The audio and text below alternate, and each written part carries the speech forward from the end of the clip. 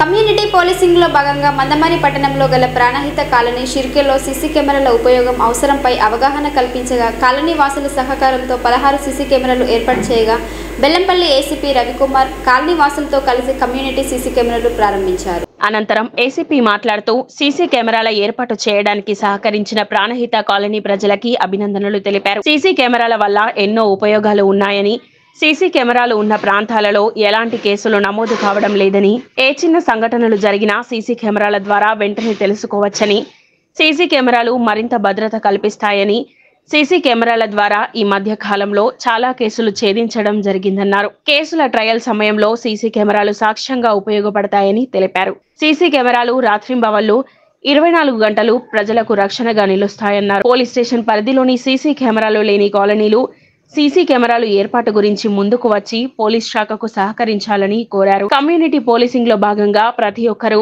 CC కెమెరాల ఏర్పాటుకు ముందుకు రావడం ద్వారా నేరరహిత సమాజం నిర్మాణం సాధ్యమని ఆయన చెప్పారు. సీసీ కెమెరాల ఏర్పాటుకు కృషి చేసిన కాలనీ వాసులను ఏసీపీ సిఐ శశిధర్ రెడ్డి స్థానిక ఎస్ఐతో కలిసి సన్మానించి మిగిలిన కాలనీ వాసులకు ఆదర్శంగా నిలిచినందుకు అభినందించారు. సీసీ కెమెరా ఏర్పాటు చేయడానికి దోహదం చేసే విధంగా ఇక్కడికి వచ్చిన పత్రికా మిత్రులకి నా యొక్క నమస్కారాలు. సార్, ఈ యొక్క కమ్యూనిటీ సీసీ కెమెరా కోసం సార్ మన 4 నెలల నుంచి మనం కష్టపడితే 4 నెలల నుంచి వీళ్ళకి అవేర్నెస్ కల్పిస్తే చాలా మంది కూడా ముందుకు వచ్చేస్తారు. మంచి కార్యక్రమానికి మంచి ముహూర్తం సందర్భంగా మనం ఈ యొక్క 16 కెమెరాలు మనం ఏర్పడేస్తున్నాం. ఈ యొక్క 16 కెమెరాలకు ఆల్మోస్ట్ దాదాపు 1,70,000 ఖర్చు అయినట్టుంది. ఇందాక సిఐ గారు ఎస్ఐ గారు చెప్పినట్టు ఒక్క కెమెరా 100 మంది పోలీసులతో సమానం, అవునా కదా? అది అన్నీ చెప్పేసి తను దీని కెమెరాకు ఎండ కొట్టినా, వర్షం పడ్డా, చలికాలమైనా, ఎండాకాలమైనా, వర్షాకాలమైనా దానికి జ్వరం రాదు. మనకు వస్తుంది కదా జ్వరం అయితే ఏం చేస్తాం, మలుసుకొని ఇంకా ఉంటాం. కెమెరా ఆనే ఉంటుంది, వర్షం పడ్డా అక్కనే ఉంటుంది, చలికి ఆనే ఉంటుంది, ఎండకు ఆనే ఉంటుంది, మనకు కాపలాగా వస్తుంది. ఒక్క ఉదాహరణ చాలు. సో రేపటి నుంచి నాకు తెలిసి ఇలా రాత్రి నుంచే కెమెరాలు కవర్ అయినాయి ఈ ప్రాంతంలో అని మూమెంట్ ఆటోమేటిక్గా వస్తుంది. ఈ విచ్చలవిడిగా బాధ్యతారహితంగా ఇప్పుడు చెడు అలవాట్లకి గంజాయి కానీ ఓపెన్గా డ్రింకింగ్ చేసుడు వాటి వల్ల మన నేరాలు కూడా తగ్గుతుంది. వాడు అక్కడ ఏదో గ్రౌండ్లో ఒక ఓపెన్ ప్లేస్లో ఒక ఎవరు లేని కాడ తాగిన బ్రెయిన్ ఏదో ఒక ఆలోచన వస్తుంది, ఏదో ఒక నేరం చేయాలనేటువంటి ఆలోచన వస్తుంది. అవి ఈ కెమెరాల వల్ల తగ్గుతాయి. మన సొసైటీ, మన ప్రాణహిత కాలనీకి ఒక మంచి రక్షణ అనమాట. కాబట్టి ఇంత మంచి ప్రోగ్రాంకి ఇన్ని కెమెరాలను మీరు అందరూ ఒక మంచి పెద్ద మనసుతోటి మా ఆఫీసర్లు చెప్పగానే మీరు ముందుండి తలో ఇంత వేసుకొని అందరూ ఈ 16 కెమెరాలకు సహకరించిన అందరికీ ప్రత్యేక ధన్యవాదాలు. Market area, apple area, bus stand area, అన్ని important busy places, important locations అందరికీ మీరు ఆదర్శము. సో తర్వాత ఈ కెమెరాల వల్ల మనకు కొన్ని కేసులు కూడా ఎలా డిటెక్ట్ అయినాయని చెప్తాను. ఒక నెల రోజుల కింద ఒక బైక్ థెఫ్ట్ అయితే అక్కడ కెమెరా ఉంటే మనము వితిన్ 4-5 డేస్లో దొంగలు పట్టుకోగలిగాం. మందమేలో ఒక వ్యక్తిని ఒక ట్రాక్టర్ హిట్ చేసిపోయింది, అది దొరకలేదు. అది ఏ ట్రాక్టర్ అనేది నాకు తెలియలేదు. కేవలం చూసుకుంటూ ముందుకు పోతే అదే టైంకు ఈ టైంకు ఆ టైంకు చూసుకుంటే అక్కడ ట్రాక్టరు హిట్ చేసినట్టు మనకు వచ్చింది. ఆ ట్రాక్టర్ను మనం పట్టుకుంటే యాక్సిడెంట్ అయిన వ్యక్తి ఇప్పుడు యాక్సిడెంట్ ఎలా ఉంటుందంటే, ఒక యాక్సిడెంట్ అయింది, అతను కాలు ఇరిగింది.